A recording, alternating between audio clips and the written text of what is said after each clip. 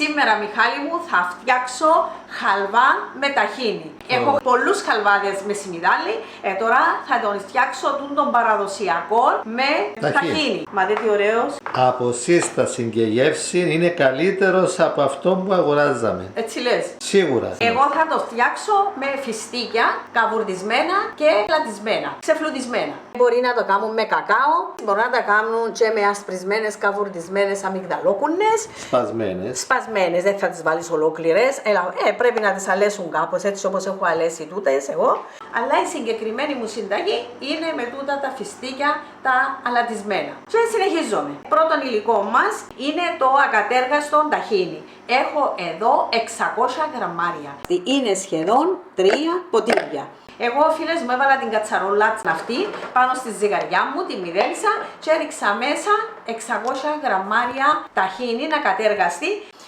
Επίσης, θέλουμε 300 γραμμάρια ζάχαρη, είναι 1,5 ποτήρι και μαζί έχω βάλει και τη γλυκόζη μέσα, είναι 3 κουταλιές γλυκόζη, 60 γραμμάρια. Στο σιρόπι τούτο θα ρίξω μία βανίλια, 5 γραμμάρια, ένα φακελάκι, 100 ml νερό, είναι μισό ποτήρι, μισό κουταλάκι ξινό. Αν δεν έχετε ξινό, φίλες μου, μπορείτε να βάλετε 2 κουταλιές λεμόνι ή υπάρχει στην Κύπρο τούτον το λεμοντούζο που μπορείτε να βάλετε μισό κουταλάκι. Εδώ είναι 250 γραμμάρια αλατισμένα και ελαφρά αλεσμένα φιστίκια. Είναι 2 ποτήρια περίπου. Επίσης θα θέλουμε το θερμόμετρο μας. Υπάρχουν σε πολλά καταστήματα θερμόμετρα που μπορείτε να προμηθευτείτε με 2 ευρώ και να κάνετε τη δουλειά σας σίγουρα και ασφαλισμένα. Μπορούμε να το κάνουμε και στο μάτι,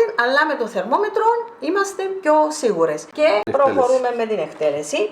Θα βάλουμε τη βανίλια μας. Θα προσθέσεις λοιπόν τη βανίλια. Το ένα φακελάκι βανίλιας. Μπήκε η βανίλια και να μπει και το ξινό. Εγώ έφερα το από την Ελλάδα το ξινό, φίλες μου. Τώρα πάμε. Και ανάβεις τη φλόγα να ζεσταθεί. Ανάβουμε τη φλόγα μας.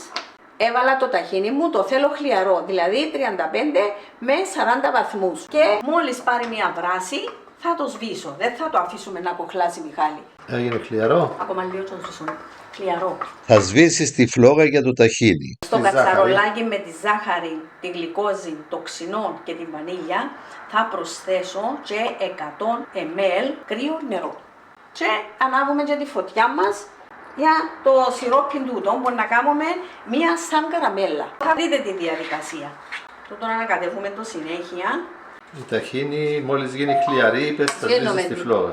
Σβήσαμε το. Πάει τούτο χλιαρό και το σβήνουμε. Ωραία. Να βάλεις το χέρι σου και να το ανέχετε, να μην κάψει. Και τώρα συνεχίζουμε με το σιρόπι μας τούτο. Δεν θα αλλάξει ιδιαίτερα το χρώμα του. Θα το πάρω στους 110 βαθμούς, 112-113 και αμέσως θα το σβήσω. Κελσίου. Θέλουμε το θερμόμετρο. Μέχρι να λιώσει η ζάχαρη, τώρα ανακατεύουμε το συνέχεια. Η γλυκόζη βοηθά στο να μην κρυσταλλώσει ο χαλβάς μας. Και το ξινό το ίδιο, τις ίδιες περίπου ιδιότητες έχουν. Είναι ωραία εμπειρία, φίλες μου.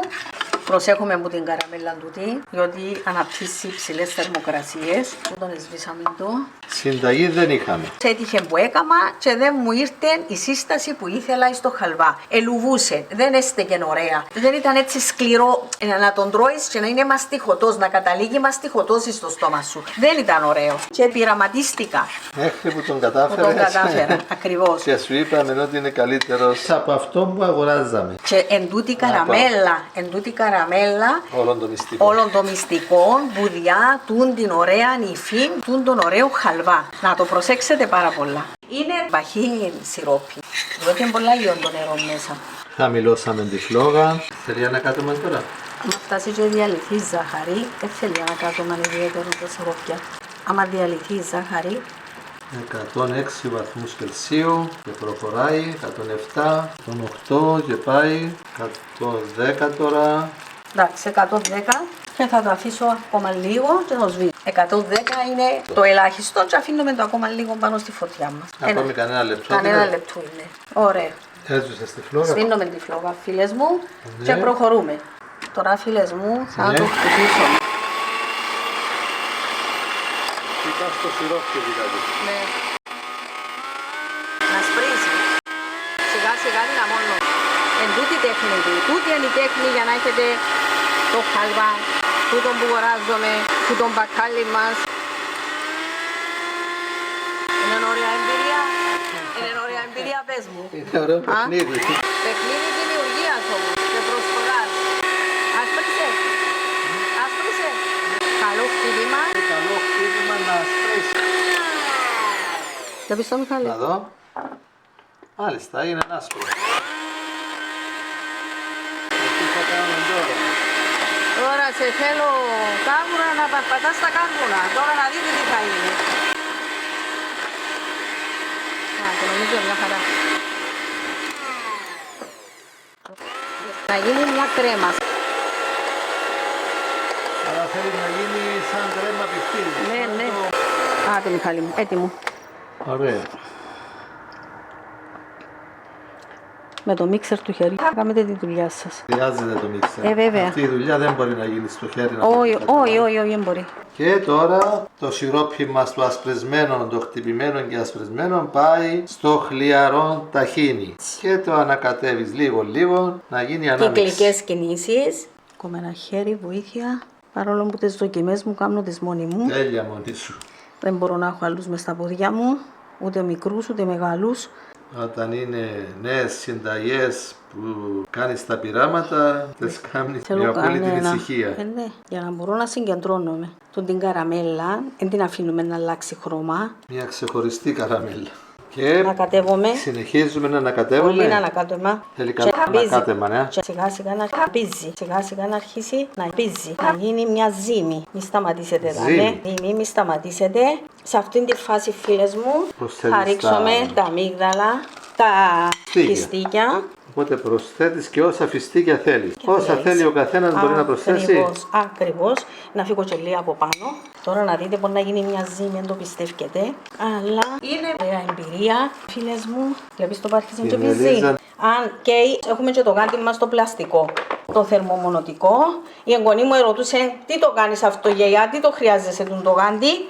Είδες που ξεκολλά από την κατσαρόλα. Ναι, Πες. άρα έγινε σαν ζύμη. Μα τούτη η τέχνη του, τούτον το μαστίχωμα. Τούτο να νεί έτσι. Μάλιστα. Τούτον δείχνει ότι το πέτυχες. Διπλώνουμε το έτσι. Είναι χλιαρό, φίλες μου. Θα αφήσεις καθαρή την κατσαρόλα. Να το πάρεις όλο από τα τυχώματα. Ακριβώς. Το ζύμωμα θέλει το. Έτσι το δίπλωμα. Το δίπλωμα. Και αν δείτε και θέλει και άλλες, μπορούμε να βάλουμε. Φιστίκια ή αμύγδαλα ή χαλεπιανά. Αν δεν βάλω φιστίκια υγιεινής, εγώ βάλω τα φρέσκα, δεν τα καβουρδίζω. Και τώρα θα το πάρεις από την κατσαρόλα. Βέβαια, αλλά θα το παιδέψω ακόμα λίγο. Είναι τούτο μπορεί να του κάνει τον ωραίο τούτο χαλβά που σου άρεσε τόσο πολλά. Πρέπει να ξεκολλά, να γίνει μια ζύμη. Και η καραμέλα να περάσει τα 110. Τους 110 βαθμούς να τους δείτε ότι είναι και να το αφήσετε ακόμα ένα λεπτό πάνω για να έχετε τον ωραίο τον χαλβά, τον μακεδονικό χαλβά, το χαλβά της Σαρακοστής, τον παραδοσιακό που τον τρώγαμε από παιδιά. Να νηστεύουμε, αλλά να έχουμε και σωστή διατροφή όπως λέει ο Μιχάλης. Δηλαδή μπουφκαλί, Ναι. σισαμέλαιο. Ναι. Να έρθει ωραίος, θα τον τρως και να έχει ωραία νυφή, να είναι μαστιχωτός και ωραίος. Και όχι να είναι γεμάτος ζάχαρη ή να νιώθεις κρυστάλλους μέσα στο στόμα σου. Κάποτε τρώμε και να έχει έτσι σαν τον κρυστάλλο μέσα στο στόμα μας. Τούτο είναι πάρα πολλά ωραίο. Δεν χρειάστηκε τελικά το γάντι, ούτε την άλλη φορά το έβαλα το γάντι. Ξεκόλλησε Μιχάλη. Δες το που ξεκόλλησε που το. Έγινε μία ζύμη. Δηλαδή μου το βγάλε. Τώρα να τον ιστρώσουμε. Αρκετά τον παιδέψαμε. Ώρα να μπει. Να τον παίρνεις λίγο και το βάζεις στο δοχείο. Ναι. Στο καλούπι. Στο καλούπι μπορεί να χρησιμοποιήσετε άλλο καλούπι. Ό,τι θέλετε ο καθένας. Γίνεται αρκετός. Παίζεις τον έτσι για να μην έχει κενά μέσα. Ήβρα το τάπερ, το δοχείο και με βόλεψε για τον προηγούμενο. Είναι πολλά ωραίο Μιχάλη μου, πάρα πολλά ωραίο. Και τώρα αυτός πρέπει να μπει στο ψυγείο. Θα κρυώσει Πρώτα θα κρυώσει και μετά θα το βάλουμε στο ψυγείο και θα τον δοκιμάσουμε αύριο να δέσει, να σταθεροποιηθεί έτσι και... Θα τον κόψουμε και θα τον απολαύσουμε. Σώσαμε το, θα προσπαθήσουμε να τον κάτσουμε.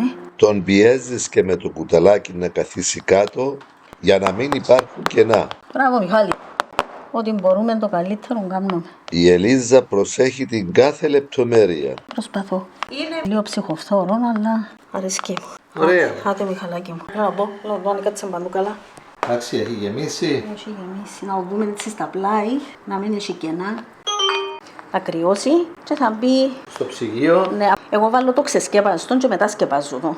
Βάζω το καπάκι. Αρχικά Θα πάει ακάλυπτος στο ψυγείο. Ναι, άμα κρυώσει και μετά άμα το δω και σφίξει, θα κλείσεις το δοχείο. θα του βάλω το καπάκι. Θα ρίξεις και λίγο από πάνω. Περιορέξεως κολοκυθόπιτα. Εμείς βάλαμε αρκετά φιστίκια.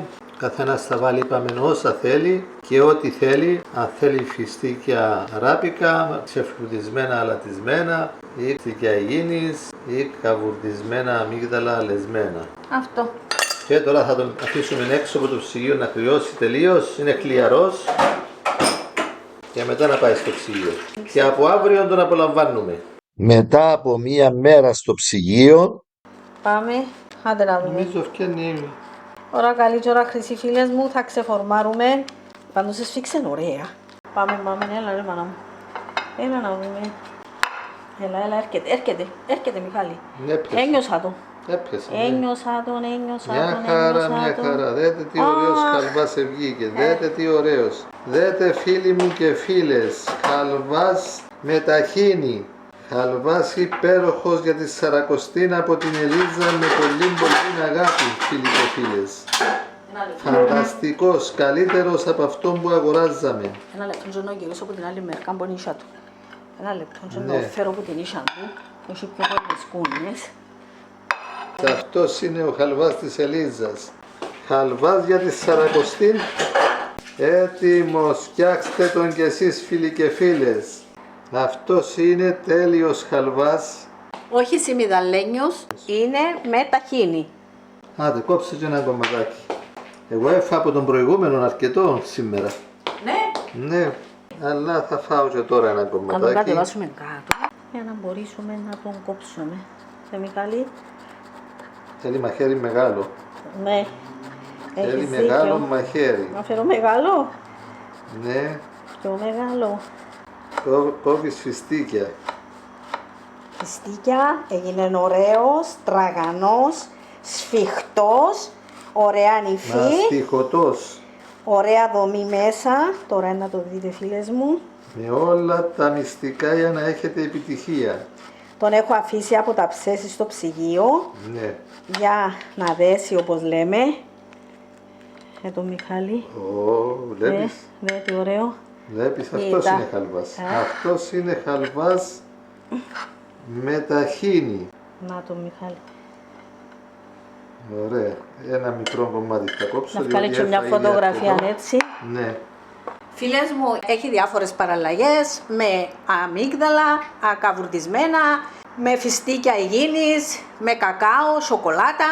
Τούτα είναι με φιστίκια αλατισμένα και διά του μια ιδιαίτερη γεύση. Είναι απογείωση του χαλβά, φίλες μου, ειλικρινά κάντε το, να απολαύσετε Όπως το. ακριβώς σας το δείχνει η Ελίζα για να έχετε και εσείς αυτόν τον υπέροχο χαλβά στο τραπέζι σας.